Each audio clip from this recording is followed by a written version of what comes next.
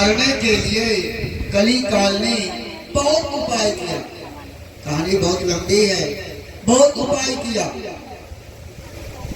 और मौका की तलाश करने लगा कि कैसे मैं राजा परीक्षित को मारूं।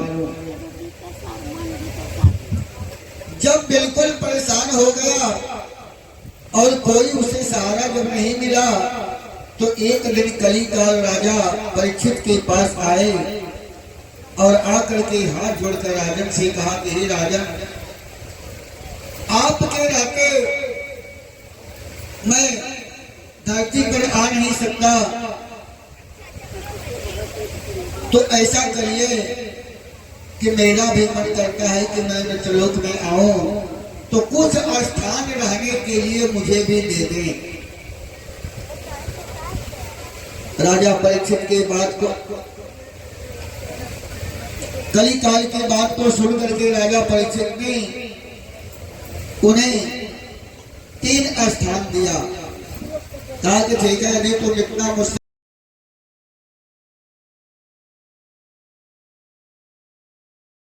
पहले दिन बताया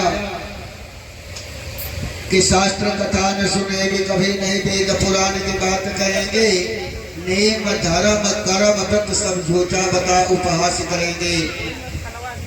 सदा कलिकाल अत्यंत भ्रमंत जठंत बनेंगे, करेंगे न योग कहाँ में योगी, नशा की दशा में फंसेंगे सभी, शिशु वृद्ध हुआ नर होंगे रोगी। सदा कलिकाल अकाल पड़ेंगे, फलेंगे न वृक्ष सुवृष्ट न होगी।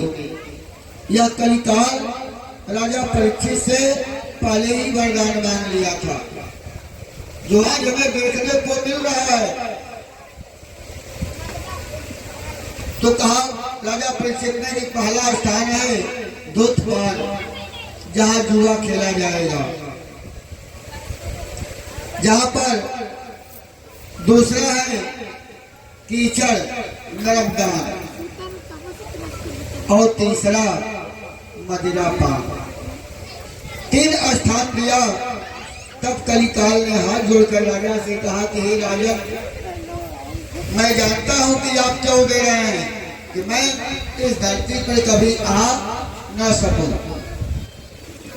ठीक है, 3 काम तो मैंने स्वीकार कर लिया, कोई अच्छा ऐसा वस्तु दे दे ताकि मेरे रहने के लिए कुछ अच्छा समय दे। जान करके लोग एक स्थान पर दिया करते थे। तो एक दिन राजा का विचार हुआ कि कम से कम अपने पूर्वजों के धन को जो हमने सुरक्षित रखा है उसे हम देख आए। देखते देखते एक मुकुट उसमें ऐसा था छत्र, जरासंध का मुकुट राजा को बहुत सुंदर लगा। राजा कभी अपने जीवन में राजा परीक्षित मुकुट धारण नहीं किए थे। यही कहा जाता है ना कि विपरीत बुद्धि विनाश है काले, काल मनुज पर छाता है, विवेक पहले मर जाता है। जब मनुष्य पर काल समय आता है ना तो उसकी बुद्धि जो है भ्रष्ट हो जाती है। तो राजा परीक्षित कभी छत्र दान नहीं किए, मुकुट दान नहीं करते थे, लेकिन स्वर्ण को देख करके राजा के मन में आया कि यह सबसे अच्छा मुकुट है, आज मैं मुकुट को धारण करूंगा। जब वही राजा ने मुकुट को धारण किया सोने का, उसी सोना में कलियुग पर प्रवेश कर गया और राजा के सर पर चढ़ गया। तो ये बताइए, जब सर पर हमारे कोई चढ़ जाता है तो अब हमें पाप से कौन बचाए। कलिकाल राजा के मति को हर लिया। एक दिन राजा शिकार करने के लिए जा रहे थे, एक मरा हुआ सर्प रथ के सामने देखा। उस रथ को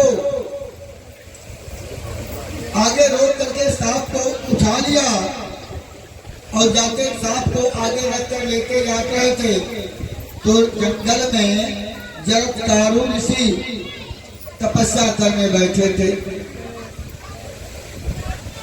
उन्हीं के गर्दन में उस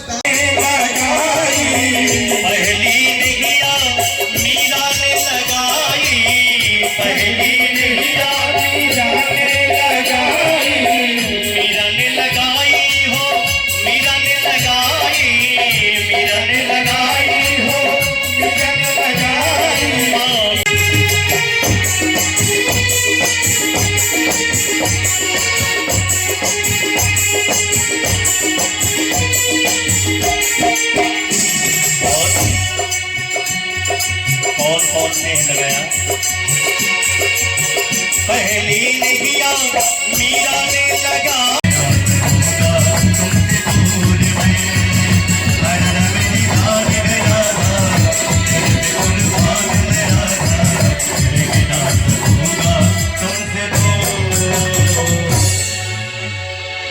बोली सरकार की, भागवत भगवान की, यज्ञ भगवान की, भागेश्वर धाम की।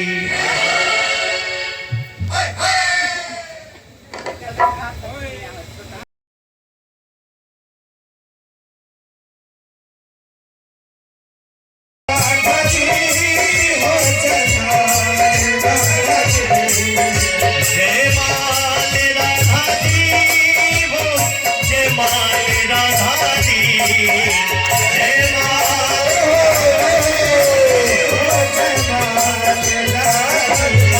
पहनाओ कन्हैया को, जय माल राधा जी, पहनाओ कन्हैया को, पहनाओ कन्हैया को, जय माल पहनाओ राधा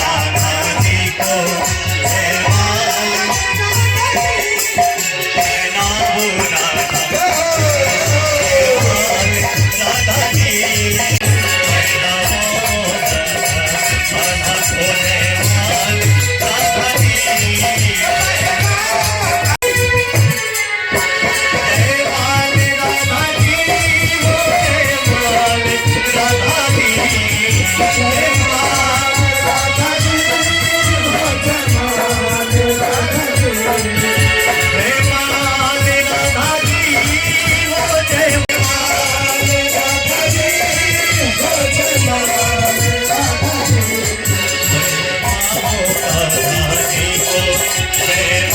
और सभी माताएं बहनें सभी भाई बंधुओं से निवेदन है कि आप लोग बारी बारी आकर के